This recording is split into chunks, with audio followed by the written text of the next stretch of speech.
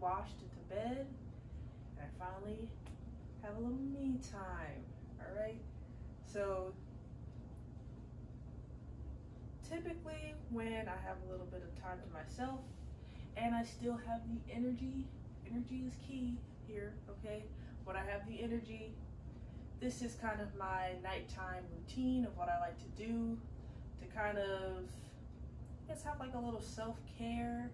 I almost like feel like this might sound weird, but it's like a date but for myself. I like to basically do my yoga, my meditation, have a little bit of tea, kind of really calm down, kind of really wind down at the end of the day. And it's not often that I do this. I'm trying to do it more often though, because it just makes things so much better. Sleep comes easier.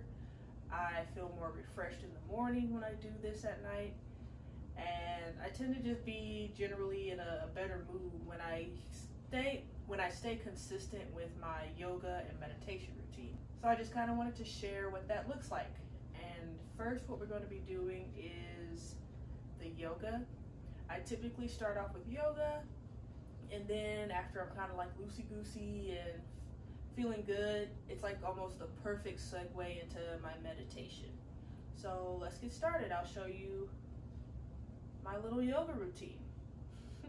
All right, so what I always first start out with my yoga routine is just standing straight up and down in a mountain pose and taking some deep breaths to center myself.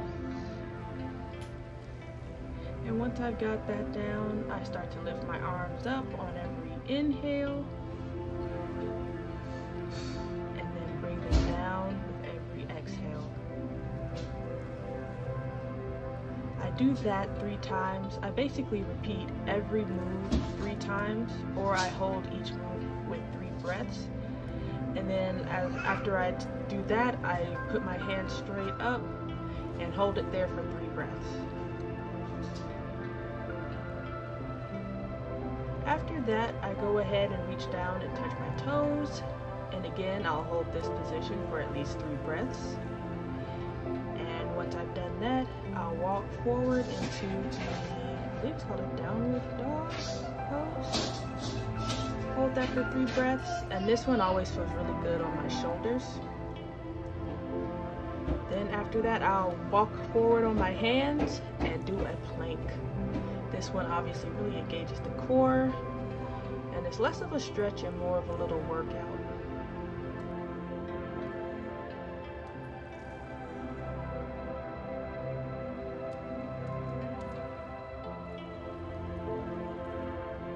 And then after that, I move into this pose.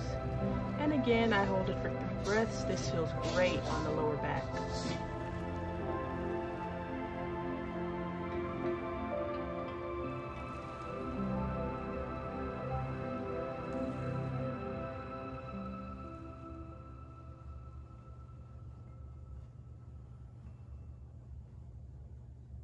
Alright, and then after this, I move into this pose, which is great for the upper back. It's a great upper back stretch, and that's typically where I have a lot of my tension. Also is a great hip opener. That's where I have a lot of my stiffness, is upper back and hips. So these 2 poses and kind of moving through these variations really help engage those areas and loosen them up.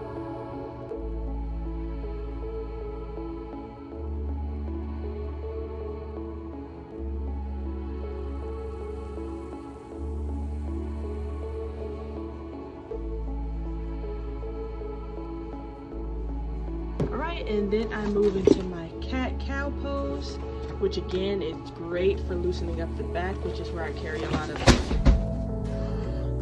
tension.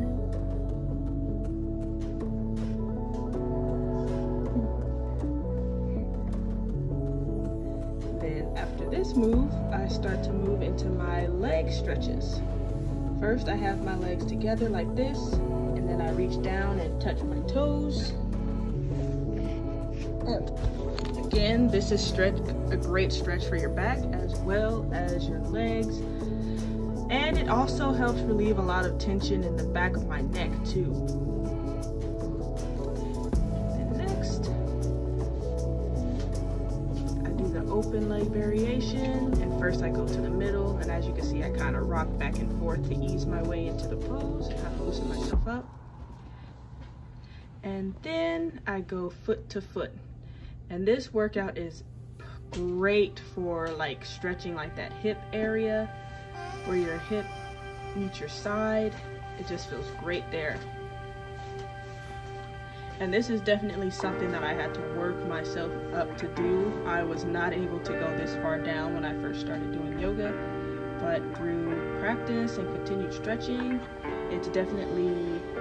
I've definitely deepened the stretch. So I'll go over to the other side.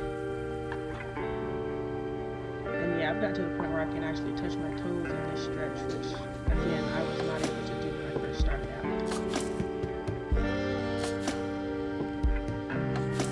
Alright, and that's pretty much the end of the routine.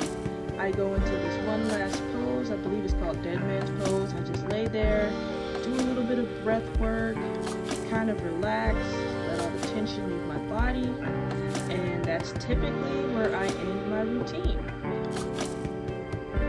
Alright, so I've just finished doing my yoga routine, and it's had the desired effect. I feel a lot calmer, a lot more relaxed, and a lot more ready to ease into my meditation. After I do my yoga, this is usually the time when I'll drink my tea if I don't spill it everywhere. And I also have this little bowl here.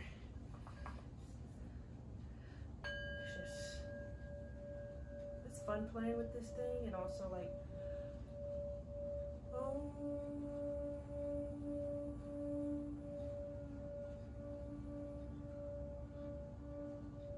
just kind of harmonizing your voice with it. I don't know, it feels just really good in my body when I do this.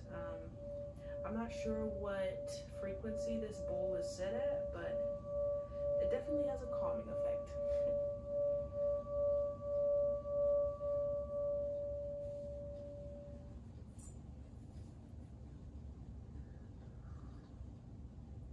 And usually for meditation, I do like to put some music on if I'm not playing this bowl. You can just really type in meditation music on YouTube, and there's all those little frequency healing videos that you find. I follow a guy named Anthony Somner, S-O-M-N-E-R, I believe his last name is, and that's typically the sounds that I listen to. Or there's this other guy who does like singing bowls, where it's like a bunch of these, but they're a lot bigger, and he has a bunch ranging in frequency, which is also a really nice calming listen for my meditation. So I'm going to go ahead and turn that on and get my meditation on. Like, comment, share, subscribe. If you want to see more videos like this, go ahead and just drop a comment down below. But yeah, until the next video, peace.